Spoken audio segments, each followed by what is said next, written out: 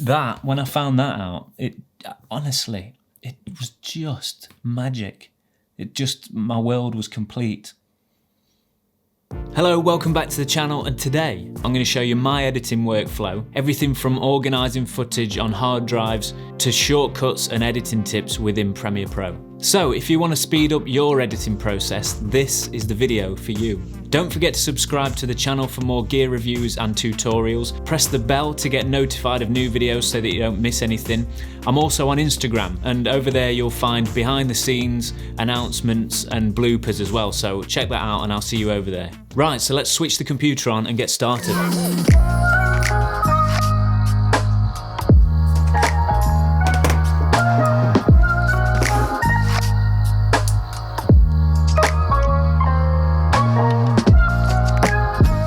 Right, so the first thing I want to show you is my folder structure. I've created a folder template here. Within my SSD, I always edit one project at a time on an SSD. At the moment I'm using the Samsung T5, but I've just got this bad boy and I can't wait to use this because this is twice the speed of the Samsung T5. So after this project, I'm going to start using this then, and it should be a lot quicker. But when I've finished a project, it goes in my hard disk drive with more space on it to clear room, which makes the SSD quicker to edit from.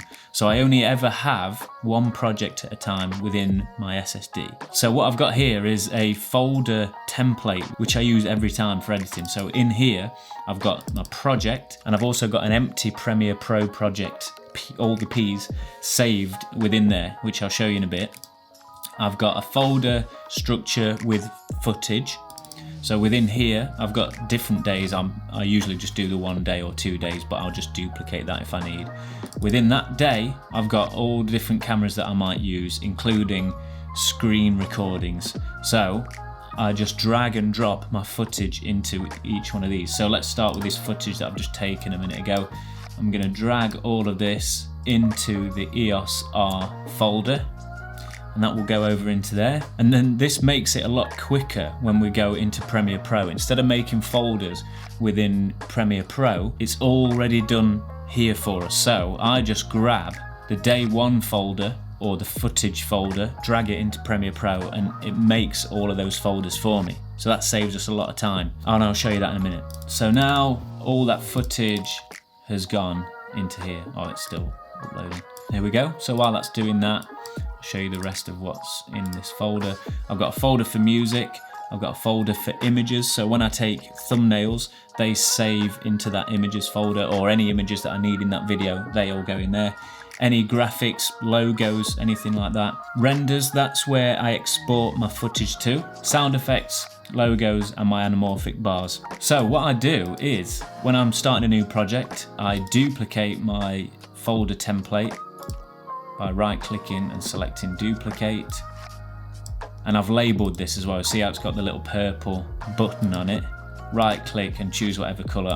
I've just done that so it's easy for me to see that folder, because that's what I use a lot, you see. So then I'll rename this folder. So I'm going to work on this project now. So I'm going to call it Premiere Pro Quick Tips. That'll do for now. I'll probably give it a better name. And then I'm just going to get rid of that purple button and maybe make it orange, so I know that's the project that I'm working on. So the next thing to do is go into our new folder template, go into project, and then rename this to the same as what I've just named the project folder. So tips, and then we open this project. Right, so that's opened our project template. We've got a clean slate to work with here. So then what we do to make life a lot easier, go back into our folder template and we can drag and drop any of these folders in here. So I'm going to select footage, music and sound effects, and also the anamorphic bars, and just drag and drop those into our window. And what Premiere Pro does is it adds the folders with stuff in. So if for example, I dragged the whole footage folder in there, but it didn't drag these Canon, drone, GoPro, ScreenFlow folders in because they didn't have anything in them.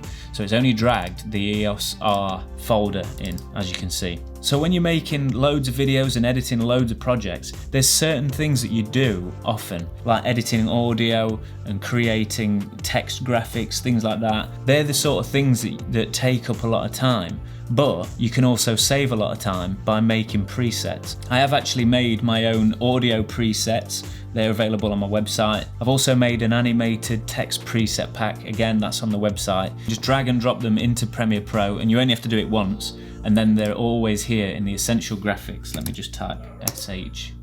And then they're always here, look. So you just drag and drop those onto your footage, and then you can edit them however you like to suit your project. And that saves a lot of time. It's so much easier and quicker than animating your own text every single video. So over here in our presets bin, this is quite messy, and it's got a bunch of different things. It's got color grade presets, and it's also got my audio presets as well, but I want to tidy this up a bit. So what we can do is create our own custom bin and categorize them so it's easier to navigate. So click on the three lines here in the top right corner of the effects window, and then create new presets bin, and it adds a preset button here. So let's call this Sam H Audio Presets, and then we can drag all of these presets into that bin. There we go. So now when I'm searching for presets, I can open Sam H, and then that finds it and opens that folder. Keeps things a lot tidier. So we can do the same thing for the color presets as well. So new presets bin, Sam H colors, and then let's just add these in here. There we go. So that tidies things up, and I can just search for these folders. So having presets makes your life so much easier. It saves so much time rather than having to add all the different plugins manually and adjusting all the settings each time for every video. The next thing that really speeds up your editing workflow are keyboard shortcuts. I never used to like keyboard shortcuts because I'm terrible at remembering things, but they really help, and if you just learn one at a time, it really speeds up your workflow. And the ones I'm going to mention aren't shared a lot, so if you don't know these, hopefully they help you, because they've helped me so much. To add the keyboard shortcuts, click Premiere Pro in the top left corner, and then go to keyboard shortcuts. That opens up our keyboard shortcuts menu window. So here we are. And from here we can add or change any of the keys to suit our style. So the first keyboard shortcuts to mention would be ripple edits. Ripple edits changed my life. They have saved me so much time when editing. It was exactly what I wanted. So here's how I used to edit. Let me show you. This is what I used to have to do. See all of this quiet space in between my dialogue here? What I would have had to have done before is press C for the blade tool, make my cut where I wanted to chop it, then make another cut, again where I wanted to chop it, then go back to my normal arrow tool, click on that, press delete, then I'd have to move this across like that, and then do the same again. So this takes so much time to do. With ripple edits, what it does is you make your cuts using any key on the keyboard that you choose. I've got Z set up for add edit. So what that does, wherever my playhead is set, I press Z and that makes a cut. So I don't have to change tools for a start, so that's saved me time. Then what I'll do, click where I want my next edit to happen. And what I've got is I've got my Q key set up to make my next edit here before the next bit of dialogue. It doesn't just stop there, it actually makes the cut, deletes that space, and moves that clip to the end of the one before. So watch this, just by pressing Q. Boom, amazing. So look how much quicker this is now. Press Z there, scroll to my next bit, Q, done. Like that, so we can go through the whole video like this, just doing that. Look how much quicker that is. It's a lifesaver, honestly. And you can do it the other way around. So if I wanted to make a cut here, I press Z, and then I'm going to the left this time, and I want to delete what's on the right. I've got the keyboard shortcut set up so that W makes my trim and then deletes the space on the right hand side. There we go. So to add these keyboard shortcuts, Z set up for add edit. If yours isn't set up like that already, just type in here add edit, and then you just drag this onto whichever key you want. Obviously mine's already done there. And then Q is ripple trim, and I've got it set to ripple trim previous edit to playhead. So it chops the left hand side and moves it to the previous clip. So I've got W set up to trim next edit to playhead. So that deletes what's on the right and moves it up to the clip next door to it. Then another thing that's really saved time is ripple delete. So if I make a cut here, so let's just do the same, press Z and then Z again. Make sure that is selected, the part that you want to get rid of. And if you press delete normally, it keeps that space, but then that means I've got to move my clip again. So we don't want that. We want ripple delete. So I've set that up to X, and then that deletes it and moves the clip to the previous clip. That, when I found that out, honestly, it was just magic. My world was complete. So they're the ripple tools that I use. Another thing that I like to do is label my clips. So sometimes I want to distinguish the different sections within the video so that I can move them about if I need to, and also jump to them quickly as and when I need. So what I'll do is I'll add a label or a color to those clips, and that just helps me distinguish where those different types of clips are. It's really easy, you've probably seen it already, but right click, label, and then change the color. So now I can clearly see that this portion is about one topic and this portion is about another topic. And that helps as well if I want to move one of these somewhere else. So, and this ties in with another tip. If you press Command and then drag, you can actually place this clip within another sequence of clips, and instead of dropping it over the top and then you lose what's underneath, it moves the previous clips out of the way for us. So now that clip has been embedded in between two of the other clips. Another keyboard shortcut that I've only just found out about recently, and again, this has sped up my workflow so much as well.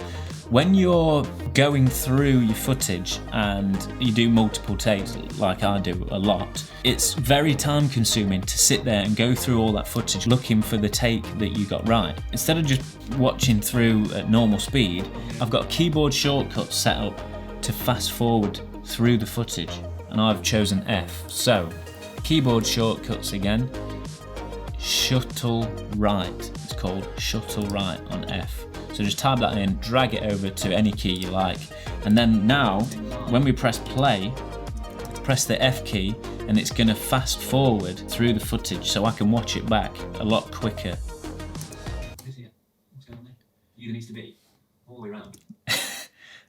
Alright, and if you press F again, it speeds it up again, and so on. So that saves so much time when you're searching through your footage looking for the take that you liked the best. Now another awesome keyboard shortcut to mention is Track Select Forward tool. It enables us to move footage in blocks. So if I wanted to move this across, it overdubs the clip next to it.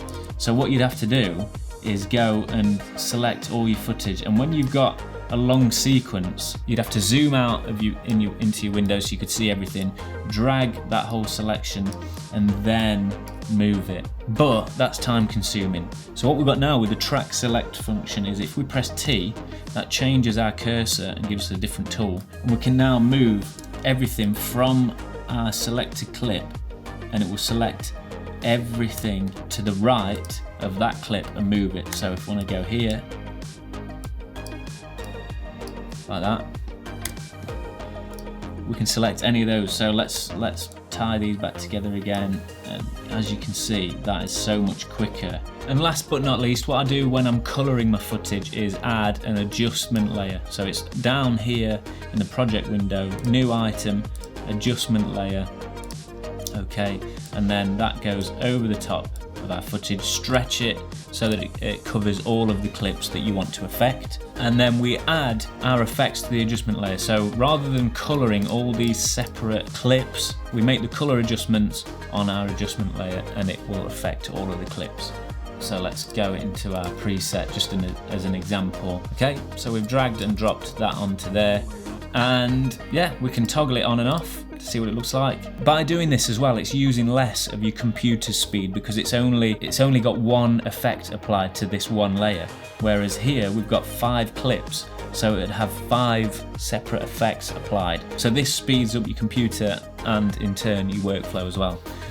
Right, so they're the main things that help me speed up my workflow. I hope that you've learned something new here today within this video, and I hope that it speeds up your workflow so you can get more done. If you have any questions, let me know in the comments below. What was your favourite tip? I'd love to know. Don't forget to subscribe to the channel for more gear reviews and tutorials. Press the bell icon so you don't miss any videos, and I think that's it. Anyway, have a good week and I will see you in the next video. Take care.